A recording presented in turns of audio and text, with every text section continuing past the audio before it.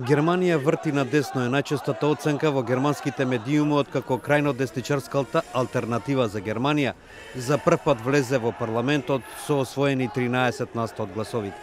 Ангела Меркел и нејзините демохристијани четврти пат поред победија на парламентарните избори, но сега се соочуваат со огромни предизвици во обидот да формираат сојуз меѓу партиите кои се наоѓаат на различни страни од политичкиот спектар.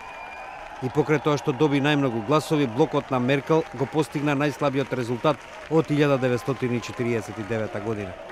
Згора на тоа, сегашниот коалицијски партнер на Меркел, Социјалдемократската партија, соопшти дека ќе замине во опозиција откако освои рекордно мал број гласови.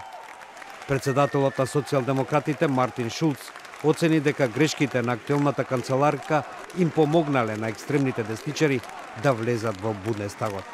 Меркел пак изјави дека ќе формира стабилно мнозинство и оти не планира да води малцинска влада. Таа додаде дека стабилна влада е вредност сама по себе, оценувајќи дека германскиот парламентарен систем е поинаков од земјите кои имаат долга традиција на малцински влади.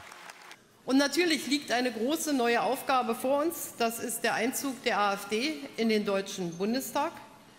Und wir werden hier eine ausführliche Analyse vornehmen, denn wir wollen die Wählerinnen und Wähler der AfD zurückgewinnen durch Lösung von Problemen, durch Aufnehmen ihrer Sorgen, auch ihrer Ängste zum Teil, aber eben vor allen Dingen durch gute Politik.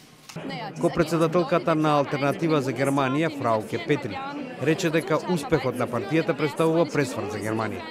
Ein dringend notwendiges Signal für die Demokratie in Deutschland, dass jetzt eine Kontroverse, eine parlamentarische Kontroverse zu den wichtigen Fragen endlich auch wieder in Berlin und nicht nur in den Landtagen stattfindet. Во меѓувреме, во текот на ноќта во Берлин и во некои други градови дојде до протести против Алтернатива за Германија.